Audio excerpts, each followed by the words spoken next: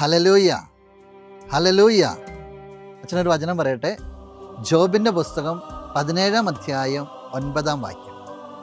നീതിമാൻ തൻ്റെ മാർഗത്തിൽ ഉറച്ചു നിൽക്കുന്നു, നിർമ്മല കരങ്ങളുള്ളവൻ അടിക്കടി കരുത്തു നേടും. നീതിമാന് അവൻ്റെ മാർഗത്തിൽ ഉറച്ചു നിൽക്കുന്നു, അതുപോലെ തന്നെ നിർമ്മല കരങ്ങളുള്ളവൻ അടിക്കടി ഉയരുന്നു. നീതിമാൻ എന്ന് പറഞ്ഞാൽ ദൈവത്തിന് ചേർന്ന ജീവിതം നയിക്കുന്നവൻ.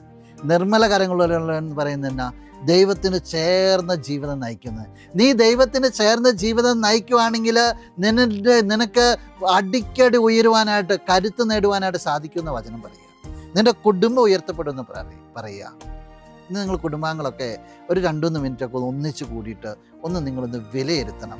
എത്രത്തോളമൊക്കെ നിങ്ങളുടെ കുടുംബം നൈർമല്യത്തിൽ നിലനിൽക്കുന്നത്, ദൈവിക പ്രമാണങ്ങൾ ഉറച്ചു നിൽക്കുന്നത്, ദൈവവചനത്തിന് പ്രാധാന്യം കൊടുക്കുന്നത്, കൗദാശിക ജീവിതത്തിന് പ്രാധാന്യം കൊടുക്കുന്നത്, ദൈവം നൽകിയിരിക്കുന്ന വാഗ്ദാനങ്ങളിൽ വിശ്വസിക്കുന്നത്. ദൈവവുമായിട്ട് ചേർന്ന്, സഭയുമായിട്ട് ചേർന്ന് നിങ്ങളൊരു വിലയിരുത്തൽ നടത്തണം. എന്നിട്ട് ഉത്സാഹത്തോടെ പിടിക്കണം. ഒന്ന് ചേർന്ന് പ്രാർത്ഥിക്കണം, ഒന്ന് ചേർന്ന് മുന്നോട്ട് പോകണം. അവിടെ കുടുംബം അടിക്കടി അനുഗ്രഹിക്കപ്പെടുന്ന കാണാൻ സാധിക്കും. അത് നിങ്ങൾ കൊണ്ടാട്ടെ എന്ന് അച്ഛൻ ആശംസിക്കുകയും പ്രാർത്ഥിക്കുകയും ചെയ്യാം. അച്ഛൻ ഒന്ന് പ്രാർത്ഥിക്കാം. നിങ്ങളെല്ലാവരും കരങ്ങളൊന്ന് ചേർത്ത് പിടിച്ച്, പരസ്പരം കരങ്ങളൊന്ന് ചേർത്ത് പിടിച്ച് അല്പം ഉയർത്തി പിടിച്ചോളൂ.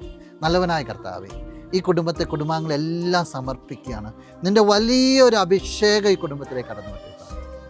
ഈശോയെ, ഇവർ ശക്തരായി തീരട്ടെ എന്ന് പറഞ്ഞു. എപ്പോഴും നിൻ്റെ മാർഗത്തിൽ നിലകൊള്ളുവാൻ, നിൻ്റെ വചനങ്ങൾക്ക് ജീവൻ കൊടുക്കുവാനായിട്ട് ഈ മക്കൾക്ക് സാധിക്കട്ടെ എന്ന് പ്രത്യേകമായിട്ട് പ്രാർത്ഥിക്കണം. എന്തെങ്കിലും തരത്തിലുള്ള തിന്മകൾ ഇവരുടെ കുടുംബങ്ങളുണ്ട്, നിൻ്റെ നാമത്തിൽ അതെല്ലാം മാറ്റപ്പെടട്ടെ, ഇപ്പോഴും എപ്പോഴും എന്നേക്കും.